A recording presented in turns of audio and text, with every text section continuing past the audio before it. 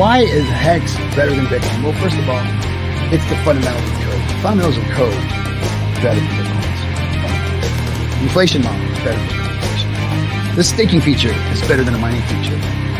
It's new tech versus old tech. Decentralized versus centralized. Yes, all of those things.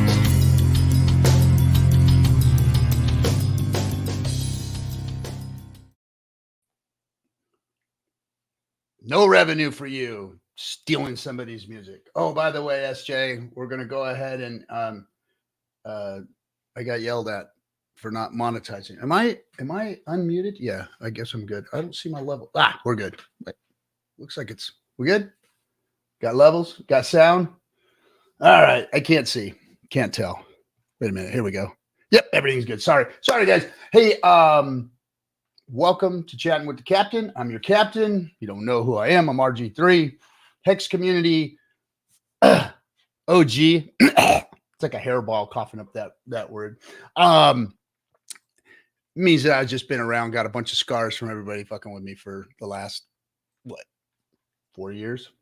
Even you guys, like my mom, my wife, my kids, family members, neighbors, crypto, the SEC, fuck, you name it. Everybody hates me for being who I am because I'm the Hexican. Anyway, real quick, some quick housekeeping. This weekend, Houston PulseChain tour live. Myself, Black Hexican, SJ, all of the rest of. Oh boy, do I have my my show prep here?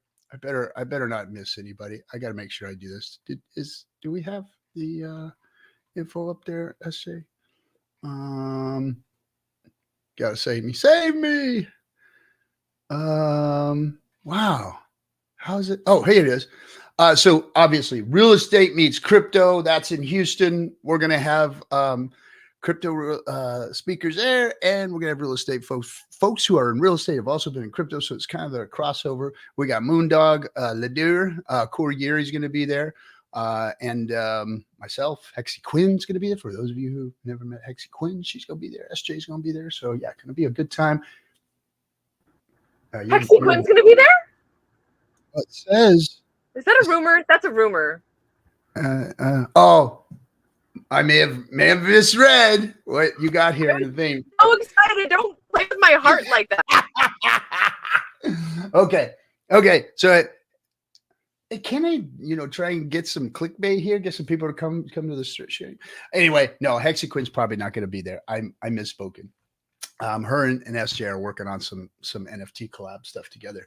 But anyway, get there. Come hang out with us. Tickets are still on sale. Oh, speaking of on sale and tickets, if you haven't been to the PulseChain tour website, guess what we're going to do? Because we've had so much requests for people to ask that couldn't be there, we are going to be live streaming the events on our website. We worked on it all day yesterday, getting cameras and stuff working and streaming gear and all that shit. We finally got it done. You're going to be able to log into pulsechaintour.com. You're going to be able to buy a subscription and watch the whole stream. And you could do it for each one if you'd like. Real cheap. It's like $9.99. That's like $10. Come on. It's a pump. Pumps on in, guys. You got $10, right? So $10, and you're going to be able to watch the seminars from now on. And there's going to be some extra content in it too, because SJ and I have figured out, how to get it, cameras on the move and all that stuff. Anyway, Houston event. There are still a few tickets left for Vegas for the March 6th through the 9th, the 369 event in Vegas. My guest, I think he said he's going to go, so that's going to be cool. We put another VIP event together. So I know the first VIP event sold out, but there is going to be VIP tickets available. We've put a second event together, and kind of like the sounds of the second event, to be honest. So second event, VIP tickets are on sale, pulsechaintour.com for the 369 Vegas event. Get your tickets while they last. There is only, a couple handfuls of those too. So anyway, my guest today is not necessarily a Hexican. I got to be honest. I didn't really know who he was. I've seen his face. I've seen him around. Like, oh, I've seen this guy. Why? Because he's got 85 freaking K subs on YouTube and he's killing it, crushing it. So I said, well, let's see what this guy's made of. So, you know, I started looking at him, watching some of his videos and got a little bio on him, a little information about him. And I'm like, okay, I like this guy. Then I saw him. I'm like, oh, good looking dude too. And so I said, great, get him on the show. Let's talk to him. Let's see who's up. But what I really liked was that not being a Hexican and being the guy that he is, you know, chart guy, freaking talking to people about, you know, resistance and all of this other stuff that's going on the charts and trader dude, you know, I don't do that. But he was doing it and he's doing it accurate. And then when I heard him talking about Hex and I heard him talking about Pulse, I was like, oh shit, this kid's smart. And I shouldn't say kid. I don't mean kid. Fuck, everybody's a kid to me because I'm goddamn 60 years old almost. But I mean, this guy's smart. You know, he gets it. And he didn't come in with the whole, oh, every time he said something good about Hex or Pulse, you know, you hear all these guys, they're like, yeah, you know, I know you don't like Richard, and I know he's an asshole or whatever, but you know, there's some good stuff going on here, PulseChain with Hex. And he didn't do that. He was like, hey, look, some of you guys may be resistant to this, but here's the fundamentals. Boom, boom, boom, boom, boom, Hex. Here's the fundamentals. Boom, boom, boom, boom, boom, Pulse. I'm bullish on this shit, and here's why. And and he was speaking our narrative. And like, he's not part of the community. Like, when you hear this kind of stuff, it's like the community, right? It's us talking about it.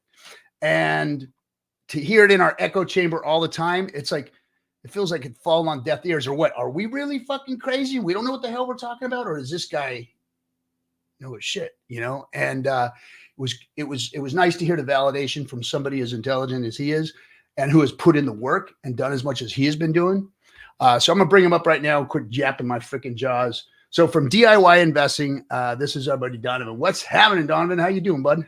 Thank you so much for the intro. I got to say, that was probably the best intro I've had coming on to any of these streams. So really?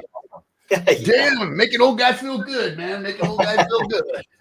So look at you. You got your Pulse hat on, man. Yep, got it. I'm basically turned into a maxi, to be completely honest. Like, I was part of a lot of other communities, and then over the last like couple months, like, my perspective on everything's been changed quite a bit. So, you know, I actually do believe in this stuff more than just, you know, the people that are kind of coming over for the initial community engagement. Like, I noticed all of that, but it's like, you know, I actually think that there's a lot of value over here. So that's really why I've, you know, been investing.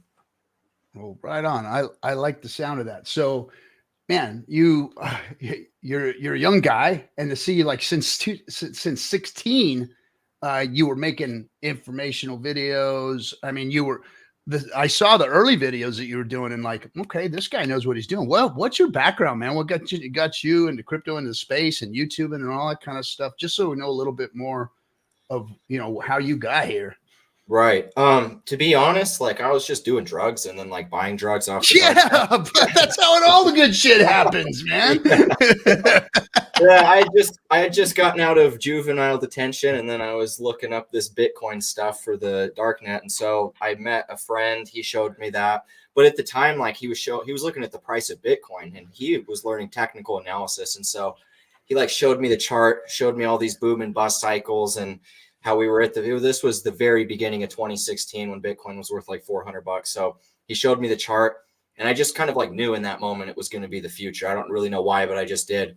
So that's kind of what got me into it. And it was that same friend. He had a YouTube channel already. His name's Dallin Anderson at High Altitude Investing. He taught me how to trade, taught me technical analysis, showed me how to, you know, send Bitcoin and whatnot. And that was kind of how I got my introduction. Later ended up starting a YouTube channel back in like 2018. Nice. So starting this YouTube channel in 18, you probably had heard about Hex at that time. What was going on, or did you hear about Hex in 18? Yeah. I mean, I remember Richard Hart back before Hex was a thing, back when he had less than 17,000 followers, when he was recording those one videos on YouTube, just like basically motivation advice. So I remember Richard Hart back in those days. in 2018, I was broke. I had no money. I was living in my grandma's basement. And I remember hearing about Hex, Trevon James. He was kind of the first person that I remember actually talking about it. But then it was like Lewis Thomas, which he doesn't, I think he deactivated his YouTube account. There was some other people back in the early days. And I wanted to get into it really bad. I genuinely thought it was going to take off in a big way. Saw the hype around it, but just didn't have any money, so I didn't. And then at that point, it took off.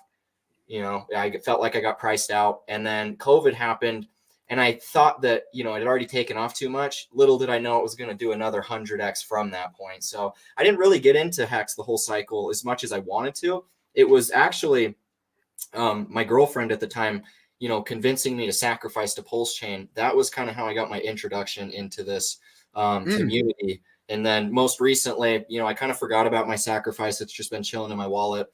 And then I was looking at the charts. They looked super bullish a couple months ago at the very bottom. So I started making videos, started making charts, and then everything pretty much broke out exactly as I was drawing. So then everybody had me on their streams, and I kind of went around that little circle for a second. But it was like after that, I started actually research into PulseChain, started researching into Hex, started looking into the ecosystem, and actually gave Richard Hart I gave him a non-biased judgment. Like I was willing to look into kind of the things that he did, because I was under the belief that he was just Pulse, Hex, all just memes because of all the outrage marketing he did. I kind of looked at that as like, you know, this guy's just stealing everybody's money. So then when I came back to it, you know, market started breaking out. Everything looked really bullish. That was when I looked into things a little bit more in depth, talked to people inside the community. And then my perspective completely shifted from it. Whereas like, I didn't view it as a meme chain. I didn't view it as just like a money grab. I actually looked at it as, you know, genuine, real DeFi, considering I came from Arbitrum. Like I was over in those communities, making a lot of content there. And that's where a lot of the DeFi money is. But the problem with those is a lot of them are venture capitalists, you know, owning up all the supply, pump and dump, you know, cryptos, all the launches that they're doing. They maybe save 2.5% of the token supply for the public launches. Everything's manipulated specifically to enrich the rich people. So seeing all of that and coming over to PulseChain and seeing how it's actually the only decentralized chain we have, I was like, it was kind of mind blowing, because there's a huge thriving community that I've never seen in any other crypto community before. But then it's actually true DeFi at the same time. And you don't get those combinations, which is why I thought that it was just so valuable to stick around. Dude, the stuff you're saying is freaking awesome. So first of all, see everybody, look, even our golem Trayvon brought somebody into the community that's freaking valuable, you know? And Trayvon, he's always busting on everybody. So, you know, I call him the crypto golem here. You know, he's like, you know, anyway, he's a necessary evil that we've got. I understand your point. But I was around back then when he was shilling BitConnect. And, right. And I was in all that stuff. And I see my experience was a little different than yours. You came in, you know, broke. I came in, you know, established money, a couple of houses, job, the whole thing. Right. And I was running around with the VC guys that were creating the pump and dump rooms and creating the, you know, the bit clubs and the BitConnects and all that other bullshit that was going on back then. So my experience was, even though it was kind of the same as yours, we got fucking wrecked, but I mean, it was, I saw it from the inside, what was going on. And I thought that crypto was something different. You know, I was like looking at it from a historical perspective and saying, wow, this is something that can change the world. This is something that can change finance. You know, as an old guy, I was like, man, that's what I'm looking for. I want to get involved in something like that. And then my journey was like back alley bullshit, freaking scam artists, VCs, pumping, dumping on people, you know, guys with money, you know, hurting people like you. And I got sick of it and just wanted out. And then, of course, there was that Richard Hart guy. Every once in a while I'd see him and I'm like, and this guy's got something going on. And of course he called the top. That's when I paid attention. And it was like, oh shit, this dude's real deal. Boom, boom, boom. So yeah, right on, man. That's that's some good stuff. And your story too, you know, you're out there poking around in the and with the drugs and I mean, we all find crypto how we find it, right? I was in business and in the gaming business, and people were talking about cryptocurrencies in game before Bitcoin came out, you know, and Counter-Strike and stuff like that. Yeah. I think World of Warcraft was like one of the first to implement that stuff. And then they put NFTs as skins and, you know, and so I got involved kind of that way. Gotcha. My drug days are long over with. I used up all my share, you know, back in the 90s. So, but we have kind of a similar past, my friend. But you know, it takes what it takes to get us where we're at. And I appreciate somebody like you who does, you know, I interviewed BitBoy the other day, and you know, he's been kind of sniffing around the Hex community and stuff. And he's always been kind of a little bit of a sympathizer, I guess you'd say it, you know, not unlike yourself, you know, hey, yeah, you know, whatever, it's not, doesn't look bad, you know, you guys, everybody's talking shit about Richard, but then once you start looking at the fundamentals, like he's looking at the fundamentals of the community and DeFi and what this grassroots organization looks like, and so that's why he's around, and you started talking a little more about, you know, the financial fundamentals. Have you so let's step back from the financial fundamentals, because I know that's your mind and how it works and whatnot. What do you think about the DeFi space? What's going on here? Look, I'm not a YouTuber. I'm not here to make, you know, multiple thousands of followers. I'm here to try and get the good word out about what this is. It's already changed my life, so I don't give a shit about YouTube followers. Right. But I'm looking for people like you that get it, to go start talking to these communities so that they understand that this is more than Richard running around in Gucci and fucking twerking and shit, you know? Yeah. Well, I mean, that's the thing. I think the average person, coming from my perspective and point of view, from the average, you know, communities in crypto, they see all of that, and then that's what they think. And that's what I thought for a long time. And, you know, coming over here, seeing all of the value of the community, how it really is like the most organic grassroots movement I've ever seen in crypto. The only community I could maybe say compared to it would be like XRP community of the last cycle. But the problem with that is like Ripple sucks. Like they're just dumping on everybody. So, and it's not even, you know, real crypto. So at the end of the day, like, you know, whatever your opinions are about that. So it's like coming from Arbitrum, where we're seeing 75% of all Ethereum leaving centralized exchanges are actually coming to Arbitrum. So we're seeing a lot of that DeFi money coming over there. I see more value in DeFi than anything. If I think about where the most value is created, it's obviously finance. You look at the value of the world and how blockchain unlocks ways to value things that we've never really had a way to do, you know, be able to trade real estate in a really easy, decentralized manner. There's so many different ways to add value we've never seen. And so when I think of like crypto, I think of true DeFi. Why I got into crypto in 2016, I just watched a video about the Federal Reserve, dropped out of high school, knew I needed to learn something. So the first thought was, well, I want to make money. I'm going to learn what money is. So I remember watching a Mike Maloney video on the Federal Reserve, and it explained everything. And I learned how it was such a scam. And so it was like, you know, a few months, 6 months later that I got out of juvenile detention. I met up with my friend and he told me Bitcoin. And when he explained Bitcoin, aside from us, you know, buying drugs with it, he explained Bitcoin like as a technology. And it just clicked in my head why this was the future. So back in 2016, the Bitcoin community was kind of a libertarian movement. Everybody was be your own bank, like, you know, screw governments and all of that. And then I watched as everything migrated back towards just being the normal world of TradeFi. It's just that now they have crypto attached to it. So with now me being in crypto 8 years, I see PulseChain and I see Hex is because they were gate kept from the centralized exchanges and the indexes.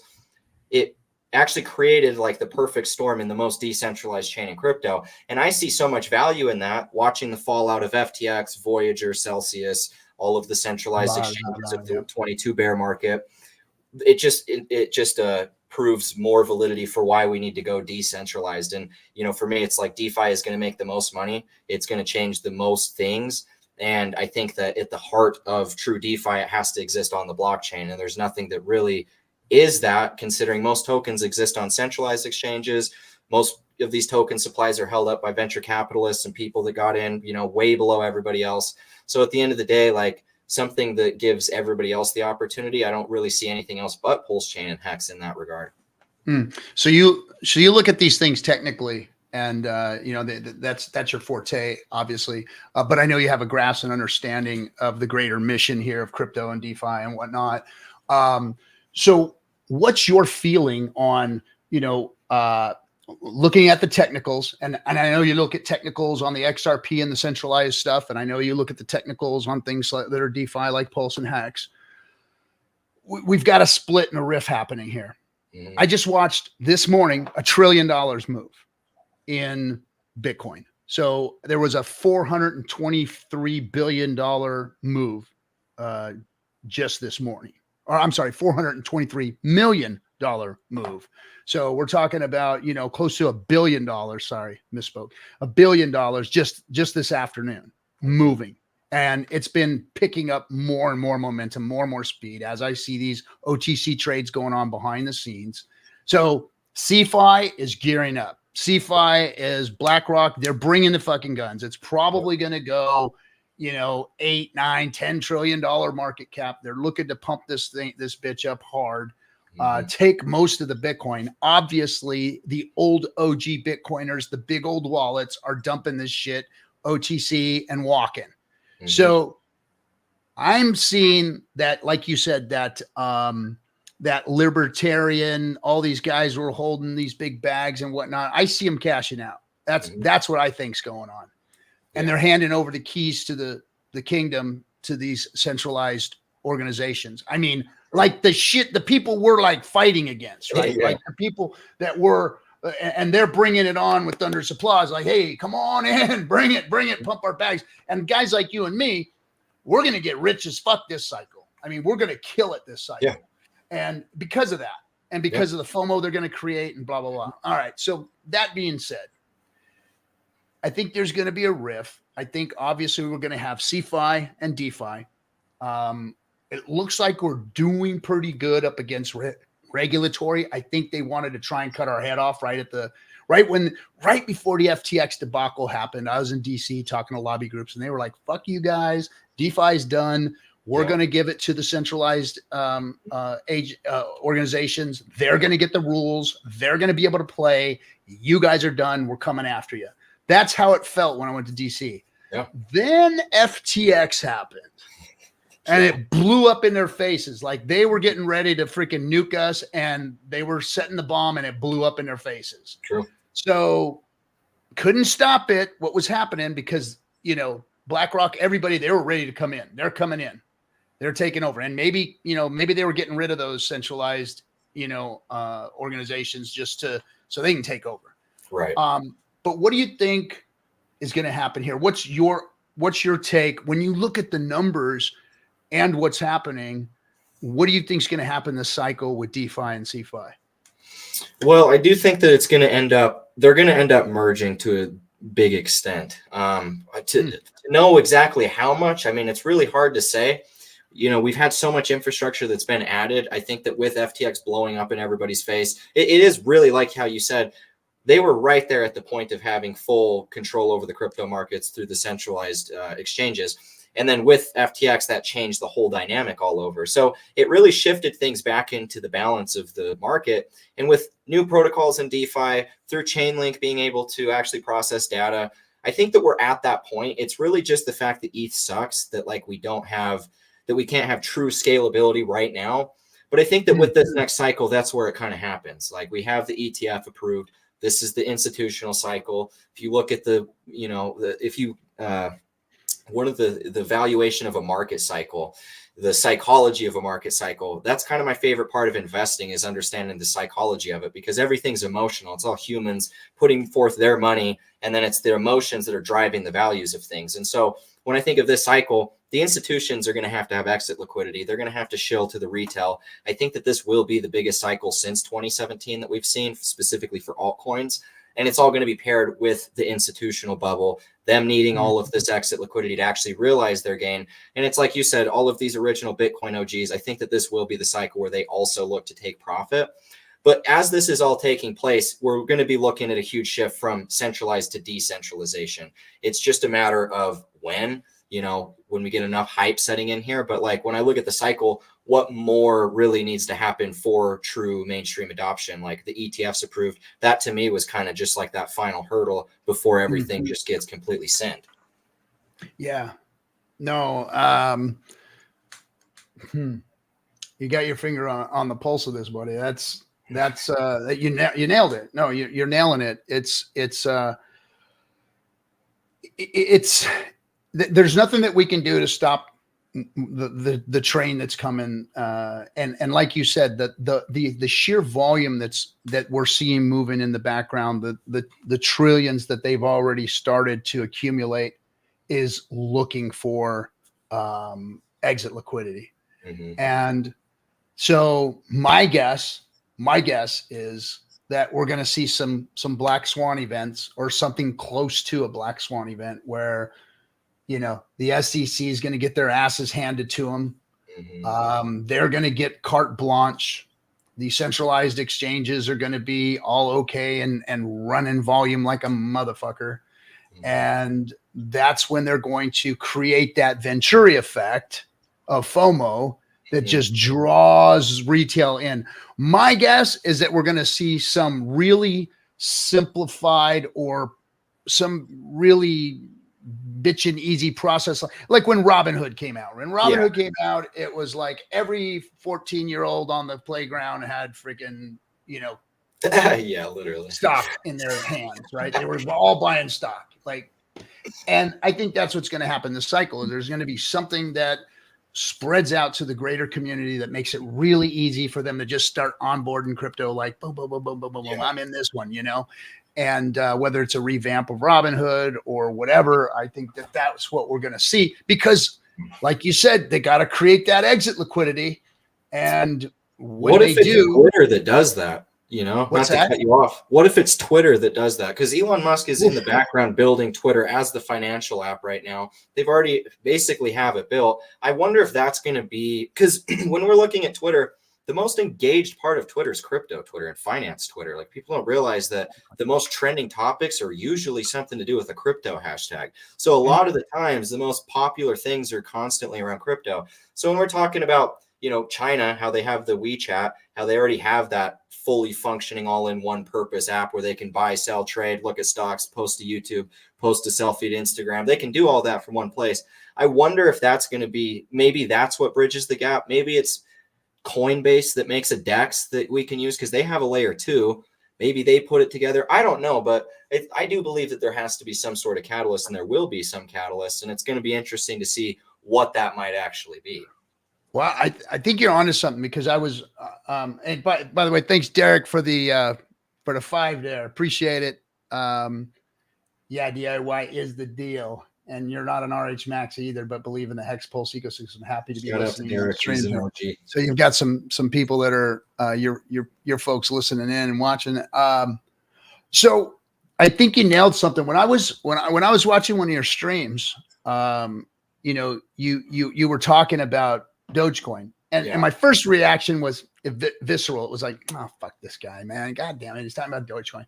Right. But as I listened to you and I watched your style and what you do, you look at fundamentals, you look at numbers, you look at what's happening with the order books and what's, you know, going on. So I'm like, okay, he's got his finger on this. And I think you're onto something with, like, you know, hey, already endorsed Dogecoin, already got every one of my fucking relatives asking me about it. They don't come to me and ask me about Hex. I'm the Hex guy. Like, I'm the guy. I made a fucking movie. I got a YouTube channel. My estate is all from Hex. Everything I am, I'm the Hex guy. And what do my friends, my family, and the people that finally want to get into crypto call me about? Fucking Dogecoin. That's what they want. What do I think about Dogecoin? And from now, I just hang up on their asses, right? I'm just click, you know. And but you're onto something because everybody's got it in here, right? Dogecoin. Elon. Boom, Saturday Night Live. Oh shit, he's gonna pump it again. Oh, as soon as this motherfucker says something about it, wham, there it goes. You know, so I think you're onto something. Maybe he's part of the whole thing because let's face it, it's a damn meme coin. It doesn't do anything. Nothing. It's a fork. It's garbage. Complete. But Dog with a Hat is going to get pumped if, you know, guy with a rocket talks about Dog with a Hat. Boom, it goes to the moon with the rockets, right? And there ain't a damn thing we could do about it. We could talk about all the fundamentals we want about how it shouldn't do what it's supposed to do, but you got your finger on the pulse of the communities, and you see the Fibonacci's and all of that stuff that you look at, the charts you look at, that's emotions, man. That's people's emotions. Yeah. And you understand it. It's not just math. It's people's emotions in math. It's cycles in math. It's understanding it's just measuring stuff. Like, you know, like there's math in everything. Like, you know, we can talk about spirituality and all this stuff, but you can measure with mathematics, right? It's all the same thing. So, but you've got your finger on the pulse of that, and pun intended.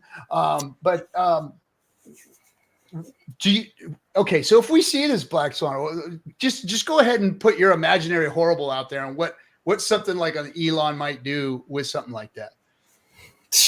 It's so hard to say, but I think it would I think Elon really might kick off all season around Dogecoin and actually making that announcement of, hey, we just unveiled, you know, Twitter payments or whatever it is, and Dogecoin is the payment of the official payments payment of Twitter, official currency, so to speak. At that point, like, Dogecoin's going to absolutely pump. It's probably going to go like an instant 3x green dildo in value, like it always does when Elon Musk talks about it. So launches a wallet, the DEX all in one, you know. Yeah, exactly. So that's, I mean, it's so hard to predict those sort of things. Like, I think a black swan is when it's bearish and a white swan is when it's bullish. So I think that if it's going to be a bullish sort of event, like I have a strong feeling it's going to originate around Twitter, because like it's either that or we're just going to randomly wake up one day and Fox News, CNN, CNNBC, all of the mainstream news outlets are just all of a sudden covering and interviewing people. That's how it was in 2017. 2017 was the most hyped cycle I'd ever seen. Even the last cycle wasn't even in comparison to that. It was kind of small. And I think that this cycle will end up being like that. What is going to be the catalyst to make it so hyped? I have no idea, but to me, Twitter is the perfect place considering how quick everything would be able to spread and how, you know, fast the values of things could move just because of people talking about it on the internet. Yeah, right. I saved my white swans for RH ecosystem stuff. So cool. Yeah. But anyway, no, you're right. And something just popped into my brain. I'm like, what if Elon buys Robinhood and incorporate? Well, he could. He can buy anything, right? So that would be the most bullish thing that could possibly ever happen. Because, like, if that's all we need is like some big, like, social media authority to partner with an exchange, bring that over. Whether Elon's building that right now, whether he's actually partnered already with Robinhood, that could have already happened. Like, we just don't know about it. Like, all of that can be easily unveiled to the masses if they just choose to do it. And Elon's already came out and said that that's his plan. Like, the only way to make Twitter worth more than what he invested is to basically take it to the level that no social media has ever been. China's the only people that have done that. So what they've done and the value they've been able to create with WeChat, like, it's just makes so much sense why we'd be able to do the same thing with Twitter. So yeah, so he might be looking at that business model for what he's doing. Then gotcha. Yeah, makes sense. Makes sense. I've never really put too much thought into it, but now my gears are running. Shoot. So back to community and whatnot. You know, with this DeFi ecosystem. So the one thing that I really liked about, you know, what we did here with Richard Hart and Hex is that, you know, we didn't get on YouTube to, you know, make money as YouTubers. Right. Obvious, some of us don't even belong here, but like guys like Hexo, like he's a YouTuber. That man is good. He's polished. He knows what to do. He's a YouTuber. He's going to be very big once this all goes. But the thing I liked was that, you know, the community was birthed and grew and developed on its own. Like everybody came together with their own different talents and started developing. And we've done everything from, sponsor NASCARs to make movies to create our own dexes. We've created our own leverage trading platforms. I mean, you name it, and the Hexagon community has done it. Yeah. Not without any resistance from one another. We've got all of our, our infighting and all that stuff that goes on, but that's what makes it real. And that was what makes it natural.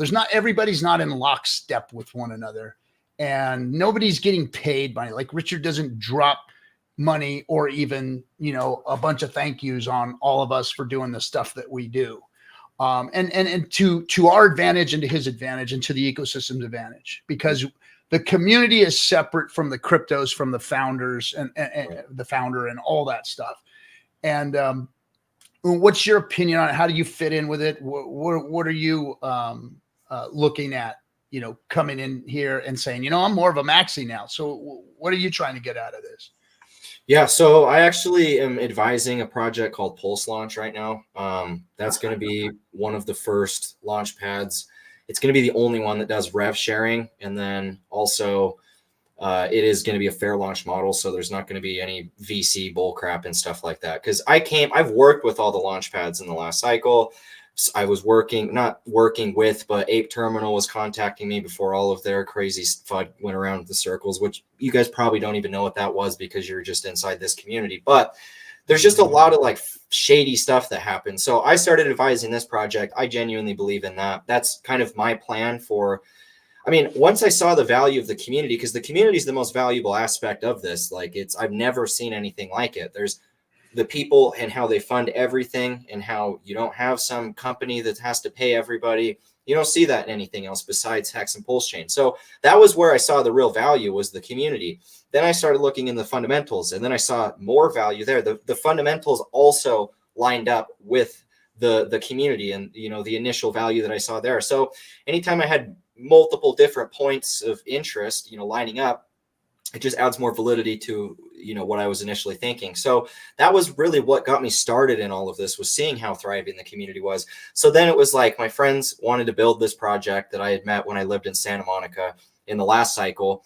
And I came up with the idea of the launch pad, and then it kind of was just conceptualized from there. They ran with the rest of it because they know how to develop things. So I told them like, hey, you guys should build on PulseChain, because PulseChain is the only decentralized chain in crypto. And to me, that's just so valuable. The amount of money that can exist on chain and can come from multiple different countries, it doesn't matter.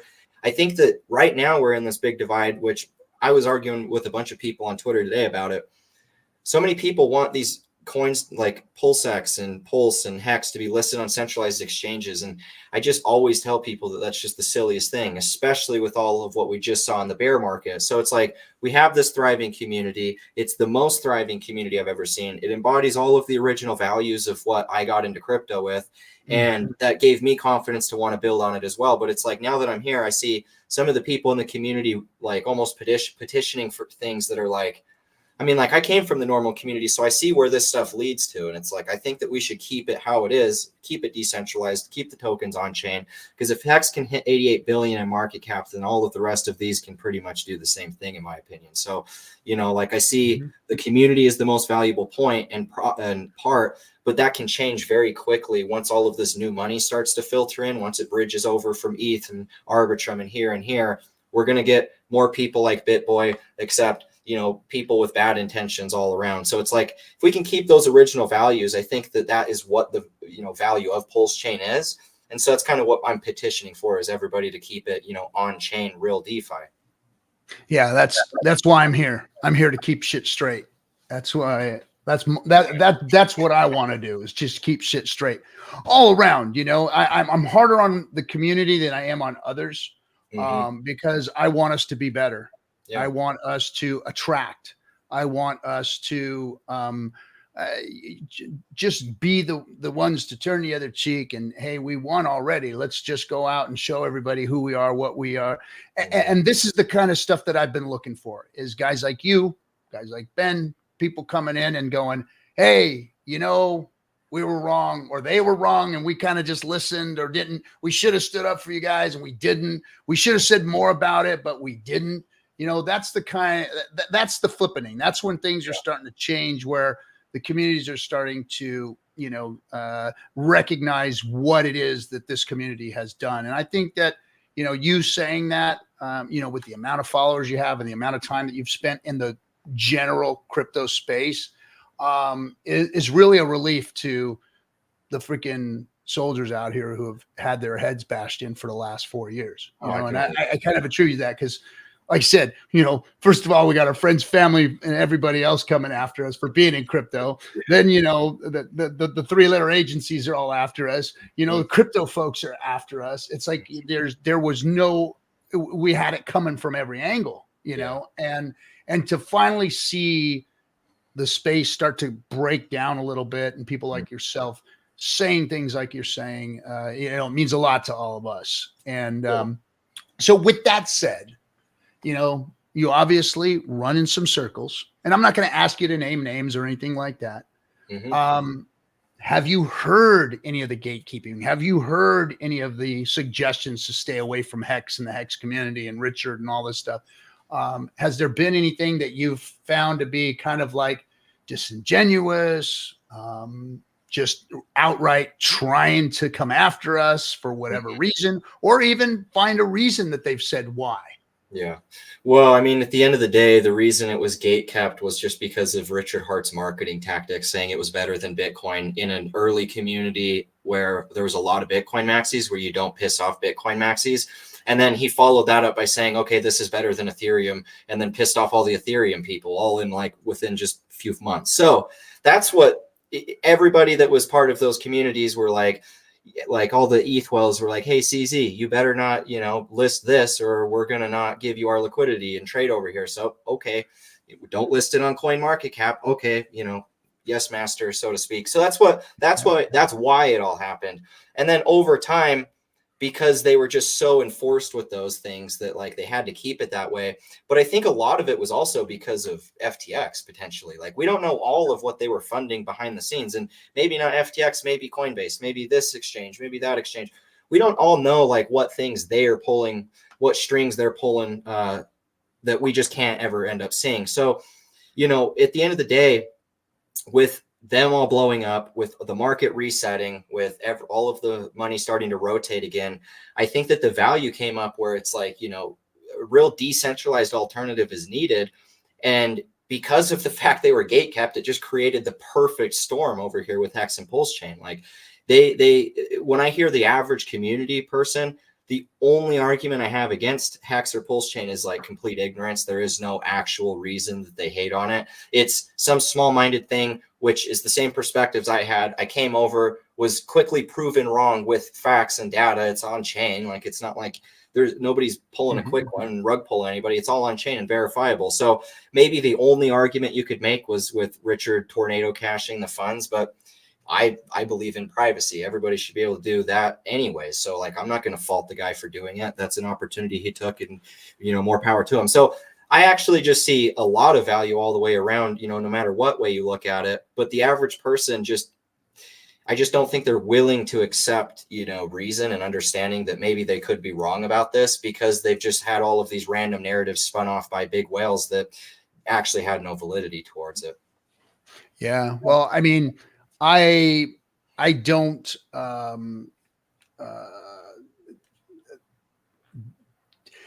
it never bothered me that it was coming at us the way it came at us, because I was a Marine. I'm used to, you know, I've lived under the bridge. I did all of this stuff in my life. And it was like, every time I went through something that tried me by fire, that was really, really difficult, I came out on the other end better. I came out on the other end stronger. I came out on the other end wiser, you know? Right. So as I saw it all coming, I was like, man, I want in this, because these people that come out of this thing, and I know what it was. I looked at what Richard had done and what he had done to crypto. And those that didn't know, I was like, oh, they just don't know what they're doing. Yeah. They don't know what they're creating here. Mm-hmm. They created a monster that they didn't want, you know, because this community, you can't throw anything at it. No. You can't stop it. You can't slow it down. The harder you go at it, the stronger it's going to get. They created a monster, and I'm proud of that. And I stand 100% in front of it, behind it. I got it 6, everything. I'm taking care of this community because there is nothing like it. And that's why the trials and tribulations that we went through, all the crap that we went through, I would never take back, because we would not be as strong as we are if it wasn't for all that. Yeah. I agree 100%. I mean, it's the whole fallout of the lawsuit and the fact that that's what surprised me when I came over. Cause like I saw the charts and I saw that they looked really bullish and were going to reverse. So I came over and started making charts about it. And it was like, I would just post the charts. It wasn't even like I was trying to target anybody, but the amount of engagement that they had and how the community just seemed to find all of them instantly. I was like, what in the hell is this? Like, this does not exist anywhere else. Like, as thriving as many other communities might be, you don't see anything like this.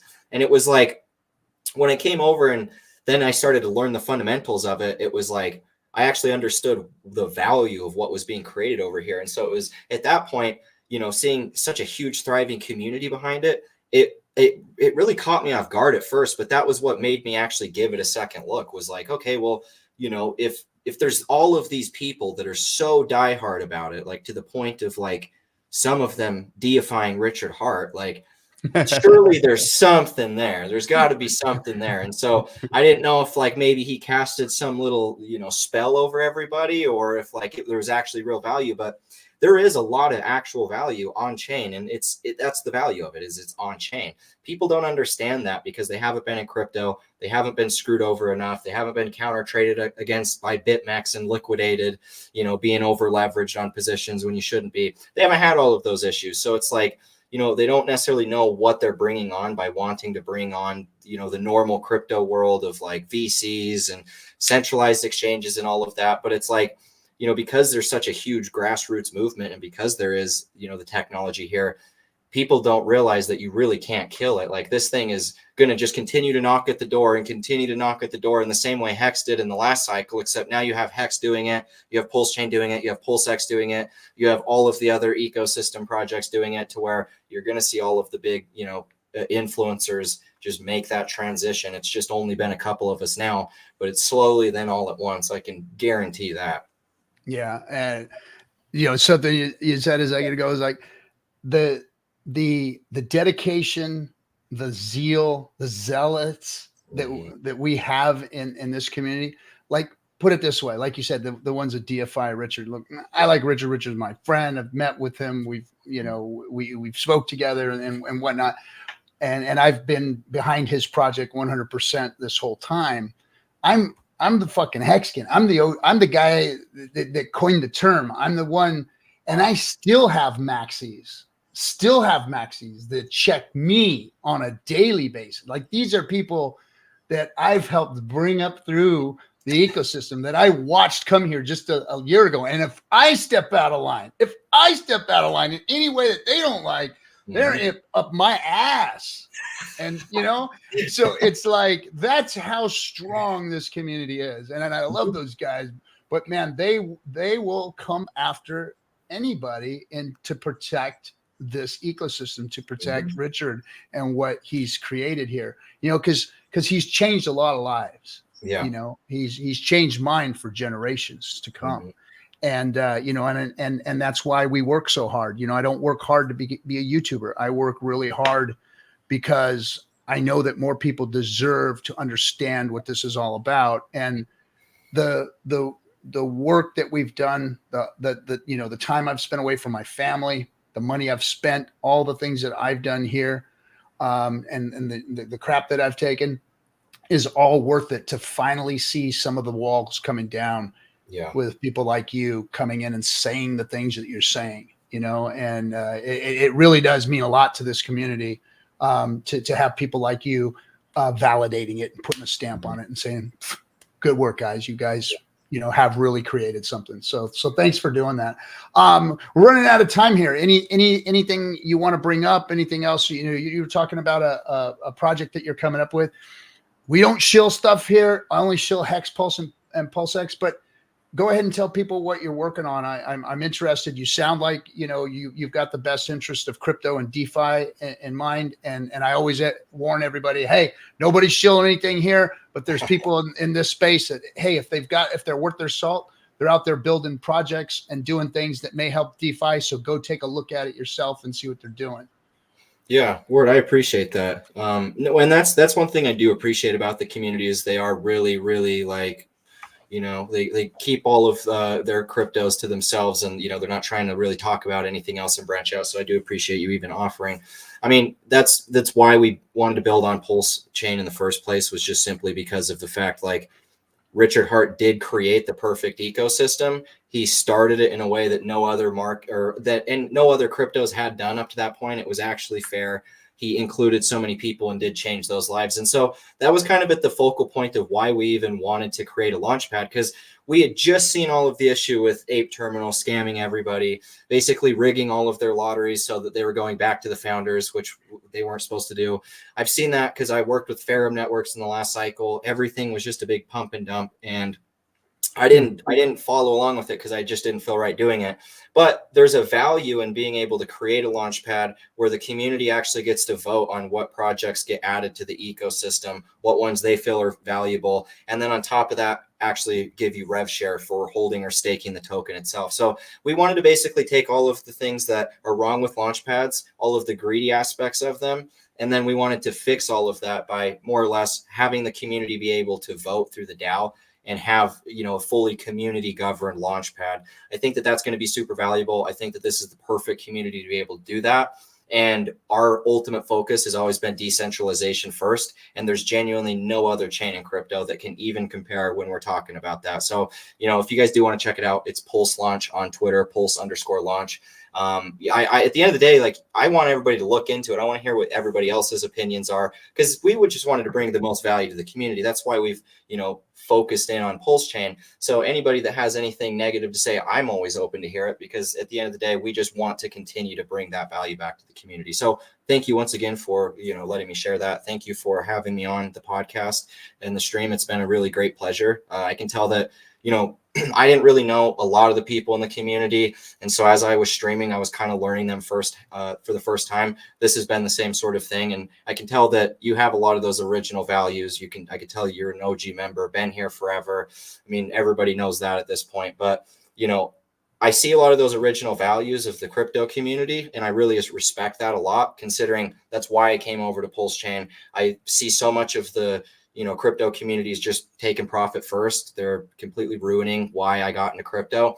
And I gravitated over here because of people like you that are able to actually make this type of content, educate people on what's important in blockchain, and, you know, ultimately grow the community that we have here for everybody. Because I truly think it's the greatest community in crypto, hands down.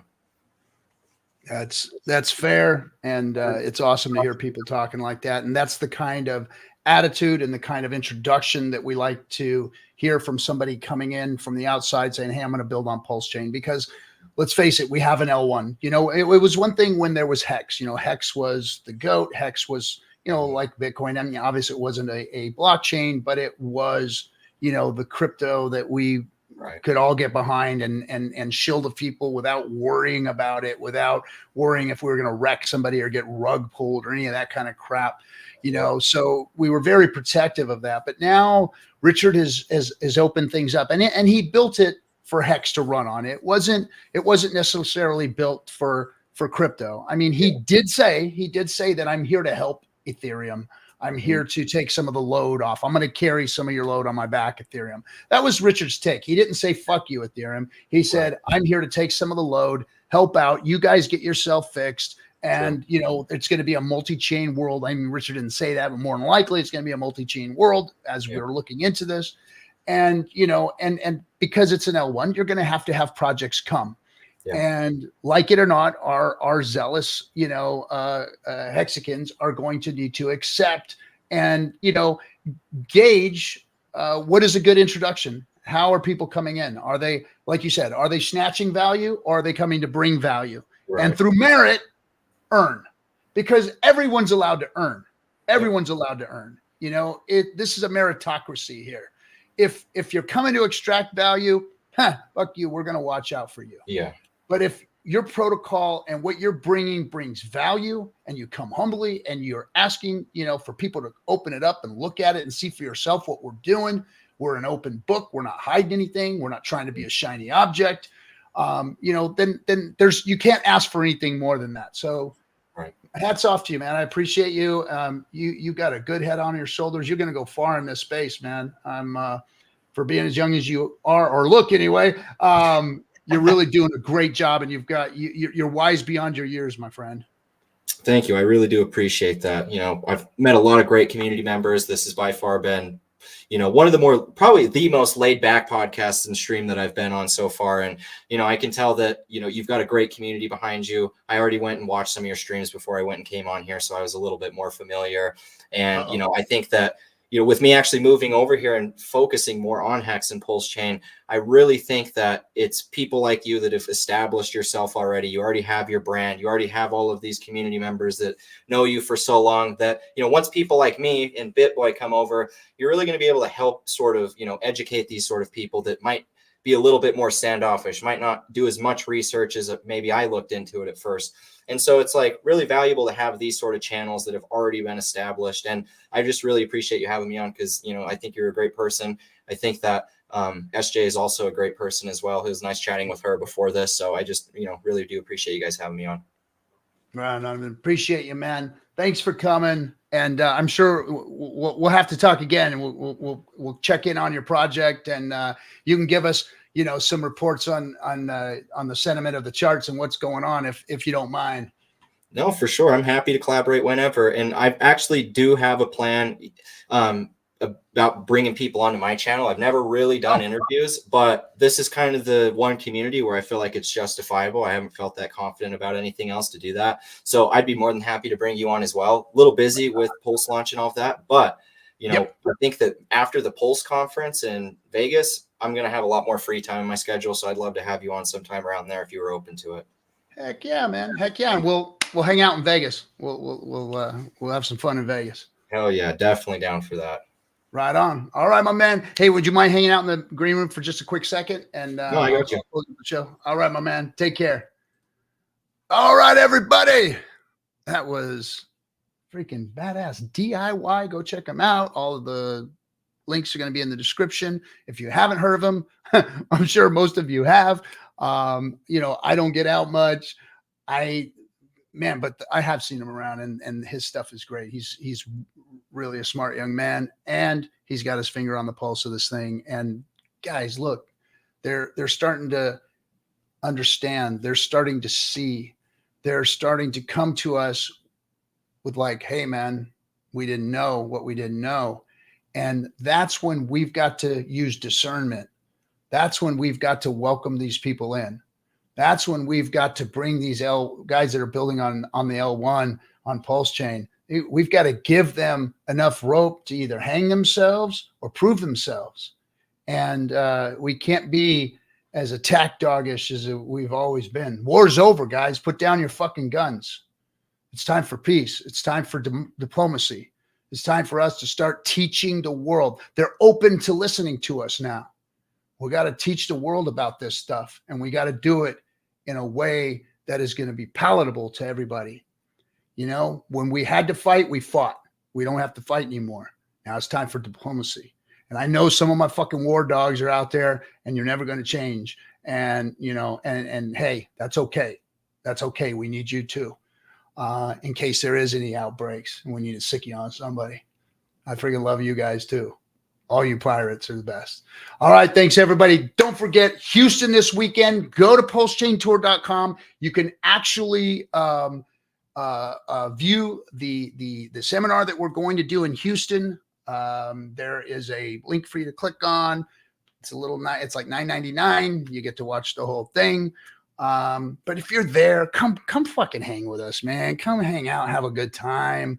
There's nothing like meeting each other in person, breaking bread, hanging out afterwards, going having drinks and doing all the stuff that we do and eating dinner, and just there's nothing like it. And if you've got new people coming into crypto, coming into this ecosystem, there's nothing better than getting them around all of us and hearing alpha, behind the scenes. It's the meeting after the meeting that's important. So you guys want to be there. If you're in town, come see us. If you can't, if you're out of town, hey, you're all going to get to see it. Crypto meets real estate. That's going to be this weekend. Go to PulseChainTour.com. Don't forget 369 March 6th through the 9th is going to be Vegas. Still some VIP tickets available because we added more because they got sold out. So, all right, everybody, thanks for coming. SJ, who's our next guest that we got on? Well, we don't have a next guest because we are late. I'm leaving for Houston tomorrow. So, Friday night hangout. I think we've got some people taking care of that. I may or may not be on it. We might be showing some cool content too. But anyway, all right, everybody, have a good one. Thanks for coming. And we'll see you either at the tour or on the F and Hangout on Friday. See you. Bye.